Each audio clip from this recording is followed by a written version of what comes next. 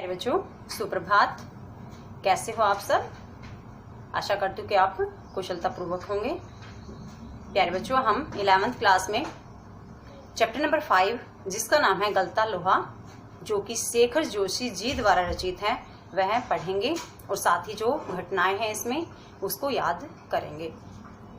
कल हमने पढ़ा कि जो मोहन है वह अपने मित्र धनराम जो कि एक लोहार है और मोहन जो कि एक पंडित है, मोहन अपने मित्र लोहार के पास चला जाता है, यानी मोहन धनराम के पास चला जाता है, वहां बैठ जाता है और धनराम अपना काम कर रहा था तो मोहन उसके द्वारा किए गए काम को बड़े ही ध्यान से देखता है। फिर दोनों स्कूल की बातें करना शुरू करते हैं, क्योंकि मोहन और धनराम एक ही स्कूल में और एक ही कक्षा में पढ़ते थे। उनका एक बहुत ही दमदार रोबदार अध्यापक था जिसका नाम था मास्टर त्रिलोक सिंह।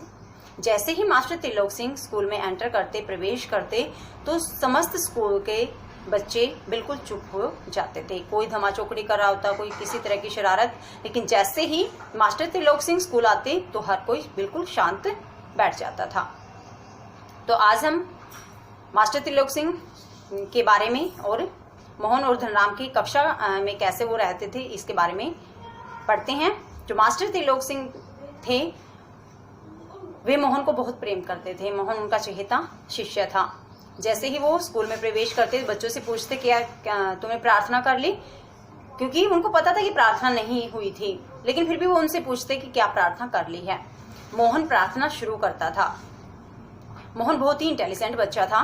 जब भी कक्षा में कोई सवाल पूछा जाता और कोई अगर जवाब नहीं दे पाता था तो मास्टर त्रिलोक सिंह उसी सवाल को मोहन से पूछते और जैसे वो आशा करते ऐसे ही होता।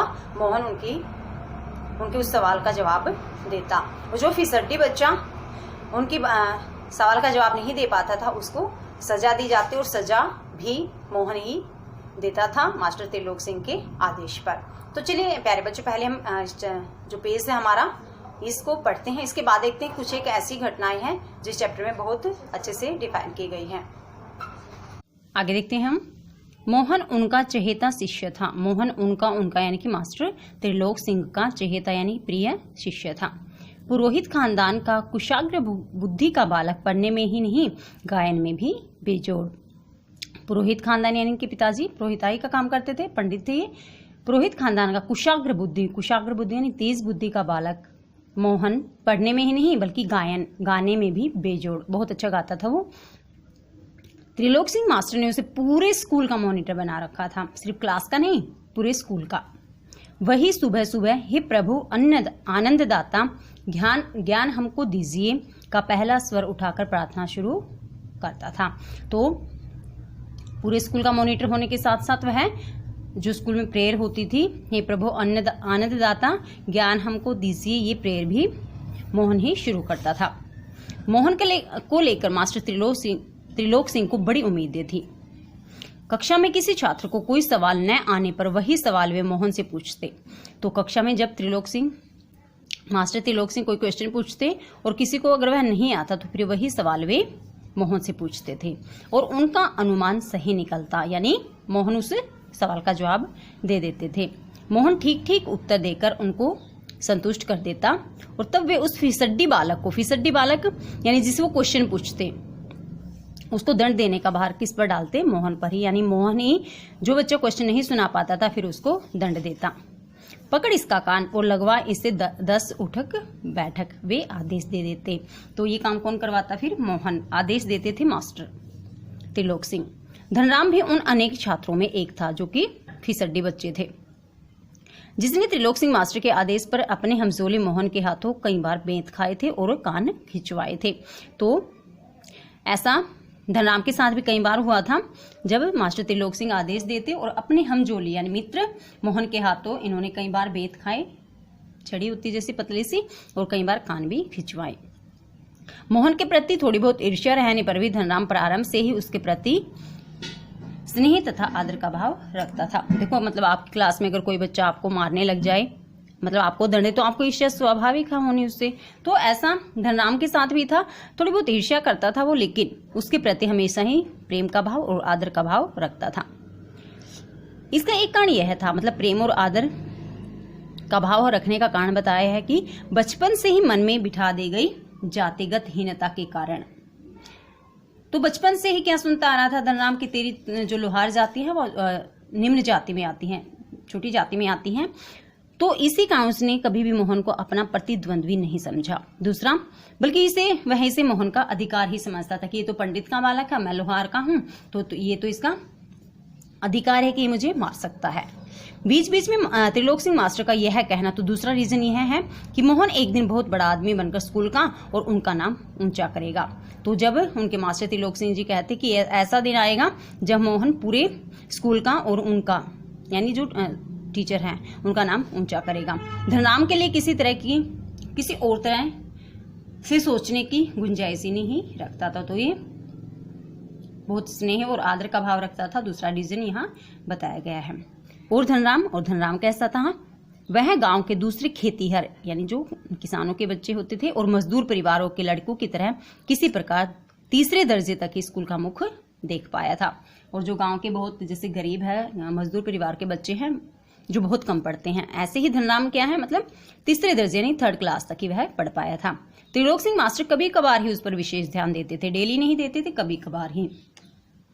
एक दिन अचानक उन्होंने पूछ लिया, धनुआ यानी जैसे धनराम को कहा उन्होंने, 13 का पहाड़ा सुना तो? 12 तक का पहाड़ा तो उसने किसी तरह याद कर लिया था, लेकिन 13 का ही पहाड़ा उसके लिए पहाड़ बन गया था। 12 तक तो उसने टेबल याद कर ली थी, लेकिन 13 की टेबल उसको याद ही नहीं हो रही थी। 13 एकम 13, 13 दूनी 24। फिर वो यहाँ से ही मतलब सेकंड पार्ट से उसकी गलती होनी शुरू हो जाती थी। स्टॉक एक संटी उसकी पिंडलियों पर माँ साहब ने लगाई थी कि वह टूट गई। इतनी जोर से उसकी मतलब संटी यानी कि छोटी सी पतली सी जो छड़ी होती है, छोटी नहीं होती मतलब पतली जो छड़ी होती है जो बहुत जोर से लगती है, इतनी जोर से लगा कि वह टूट भी गई। गुस्से में उन्होंने आदेश दिया, जा नाले से एक अच्छी मजबूत सी ना संटी तोड़ कर ला, फिर तुझे 13 का पहाड़ा याद कराता हूँ। तो उसने क्या कहा धनराम से ही कि तू नाले से मतलब वहां जो नाली वगैरह जा रही होगी कि वहां से ना एक मजबूत सी संटी तोड़ कर ला, फिर मैं तुझे 13 का पहाड़ा याद करवाऊंगा। त्रिलोक सिंह मास्टर का एक सामान्य नियम था। क्या था? सजा पाने वाले को ही अपने लिए हथियार भी जुटाना पड़ता था। जो जिसको मतलब सजा मिलती थी ना, वह खुद ही वह संटी तोड़कर लाता था, छड़ी तोड़कर लाता था। और जाहिर है बलि का बकरा अपने से अधिक मास्टर के संतोष को ध्यान में रखकर टहनी का चुनाव ऐसे करता जैसे वह अपने लिए नहीं बल्कि किसी दूसरे को दंडित करने के लिए हथियार का चुनाव कर रहा हो। और जब बच्चा मतलब कोई संटी वगैरह तोड़ने के लिए जाता तो अपने टीचर को संतुष्ट करने के लिए बहुत तेज तर्रार वाली संटी तोड़कर लाता।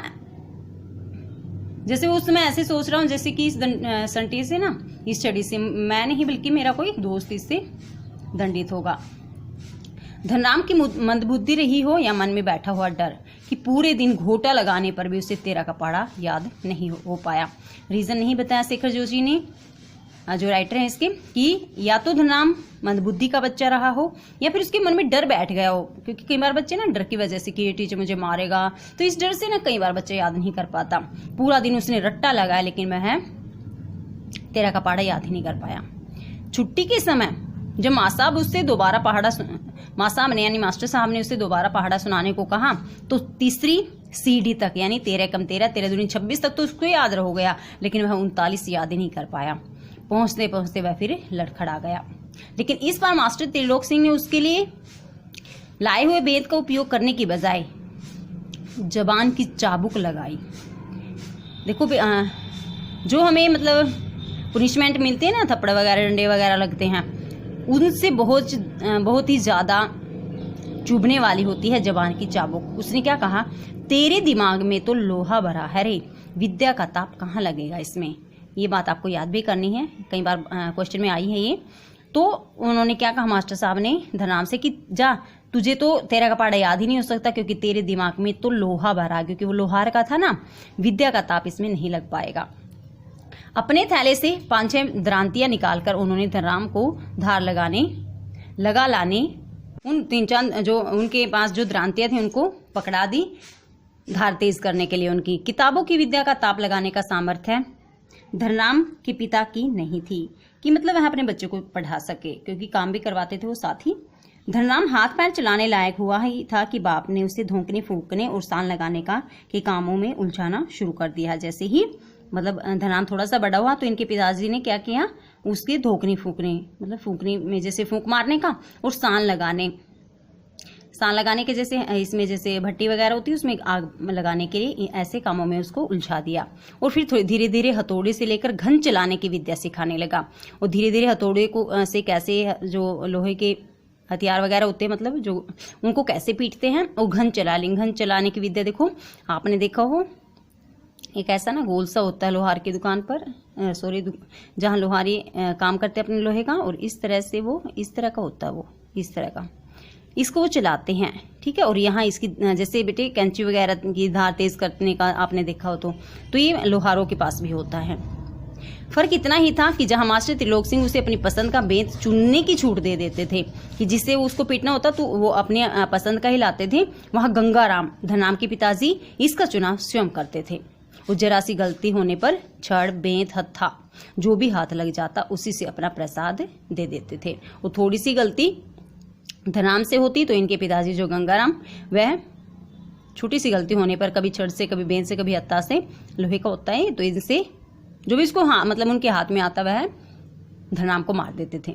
एक दिन गंगाराम अचानक चल बसे, मृत्यु हो गई गंगाराम जी की और बसे तो धनराम ने सहज भाव से उनकी विरासत संभाली। कौन सी विरासत? लोहार का काम करने की। और पास पड़ोस के गांव वालों को याद ही नहीं रहा कि वे कब गंगाराम के आफर को धनराम का आफर कहने लगे थे। गंगाराम का आफर मतलब गंगाराम की दुकान। ठीक है, मतलब लोहार का नाम लेकर जैसे आपके यहाँ भी कहते होंगे, तो ऐसे ही वो गंगाराम की जगह धनराम का स्थान बन गया। तो हमने जैसे पढ़ा इसमें कि जो मास्टर त्रिलोक सिंह है धनराम से तेरा का पाड़ा सुनते हैं, लेकिन बहुत कोशिश करने के बाद भी धनराम तेरा का पाड़ा नहीं सुना पाता। मास्टर त्रिलोक सिंह धनराम से ही अपने लिए छड़ी लाने के लिए कहता है तो वह बहुत अच्छी छड़ी लेकर आता है। मान लो वो छड़ी वो किसी और के लिए लेकर आए हैं। वो इसलिए लाता था क्योंकि उनको अपने टीचर को भी संतुष्ट करना होता था। जब धनराम किसी क्वेश्चन का आंसर नहीं सुना पाता था तो ऐसा उसके साथ कई बार हुआ और उसे कई बार मोहन से मार खानी पड़ी, कई बार कान खिंचवाने पड़े। तो जब वह तेरा का पढ़ा याद नहीं कर पाया तो मास्टर त्रिलोक सिंह ने उसे जवान की चाबुक से एक वाक्य कहा कि तेरे दिमाग में तो लोहा भरा रहे, ये विद्या का ताप कहाँ लगेगा इसमें। तो ये बहुत बड़ी बात उन्होंने कही कि तू तो लोहार है और तू लोहे का काम करता है, तो इसमें विद्या का ताप तेरे दिमाग में नहीं लग पाएगा क्योंकि तेरे दिमाग में तो लोहा भरा हुआ है। इस तरह से जो धनराम थोड़ी सी पढ़ने की मतलब कोशिश भी करता तो ऐसी बात उनके अध्यापक ने उसको कह दी कि उसका मन वैसे ही पीछे हट गया था। तो प्यारे बच्चों, आज हमें जो इन पेजेस पर हमने पढ़ा है इसको बहुत अच्छे से हमें रीड करना है, और जो ये घटनाक्रम हुई है लगातार जैसे एक के बाद एक बातें हुई हैं इसमें, इसको बहुत अच्छे से हमें लर्न भी करना है। धन्यवाद। आपका दिन शुभ हो।